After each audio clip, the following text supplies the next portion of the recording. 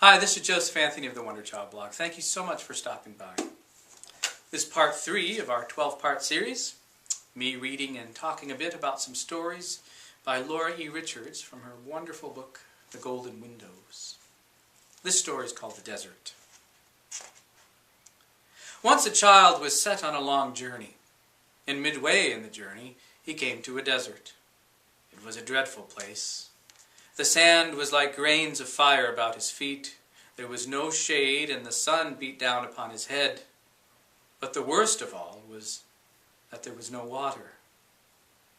"There must be water," said the child, "or I and all who come after me must perish." So he dug in the burning sand, down and down, with hands that bled and smarted, for he had no tools. And at length he found water. Bubbling up through the sand it came, and the child's heart rejoiced. But when he tasted the water, it was bitter as gall. "Bitter or sweet, it is still water," said the child, and he drank and went on his way. Again and again, as he toiled across the desert, he was overcome by thirst, and he stopped and dug in the sand with his bare hands and found water. Every time it was bitter. At last he came to the end of the desert and lay down to rest, stretching himself at length in the cool grass, and looking back along the way he had come. As he looked, he saw another child coming across the desert, not slowly and painfully as he had come, but tripping joyfully along, singing as he came. The first child wondered much at this, and when the other was near enough, he called to him and said, "Have you too come across the desert?" "Yes," said the other.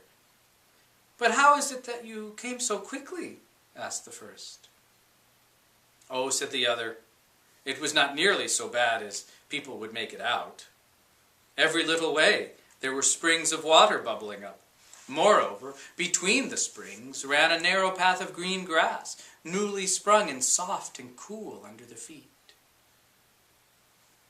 "But was the water not bitter?" asked the first child. "No, never in my life," answered the other, "have I tasted sweeter water."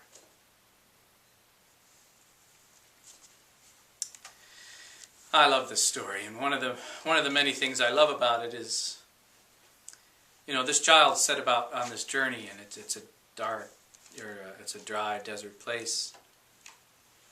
But he has the faith. He says, there must be water. There's water here someplace. He just knows it, and he digs himself, right, barehanded. He digs himself.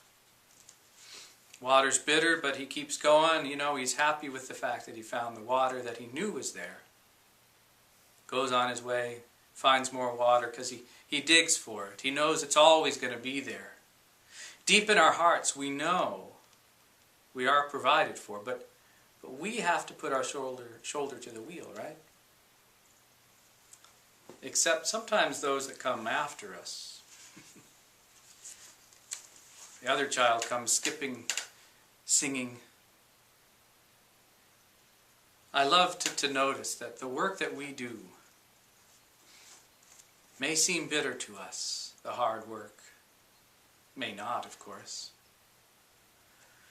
But we are making a path for those who will come after us. And for them, the water of life that we dug and provided will be sweet, refreshing, life-giving water. The way we pave will be fresh and green, and easier for those that come after. We have to work, though. The water's there, but we have to work. This is Joseph Anthony of the Wonder Child blog saying thank you so much for watching part 3. Take care.